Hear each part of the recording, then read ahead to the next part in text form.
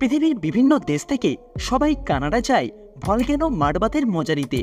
মাড কথার অর্থ বাংলায় কাদা, কিন্তু কেন করা হয় এই মাডবাত, আর মাডবাতটাই বা কি, চলুন জেনে নেওয়া যাক। তবে তার আগে আপনি যদি বাঙালি হন আর বাংলা ভাষাকে মন থেকে ভালোবাসেন, তাহলে ভিডিওটিকে লাইক করে চ্যানেলকে সাবস্ক্রাইব করে রাখবেন। ভলক্যানো মানে আগ্নেয়গিরি, আর আগ্নেয়গিরি থেকে আগুন বেরোতে আপনারা নিশ্চয়ই দেখেছেন। ঠিক তেমনই কানাডাতে কিছু আগ্নেয়গিরি আছে যাতে লাভার বদলে কাদার মতো লিকুইড বেরোয়। আর এই কাদাতে এমন কিছু উপাদান আছে যা আপনার স্কিনের জন্য খুবই উপকারী। তাই দেশ বিদেশ থেকে সবাই আসে এই কাদায় স্নান করতে, আর এটাকেই বলে মাড বাথ।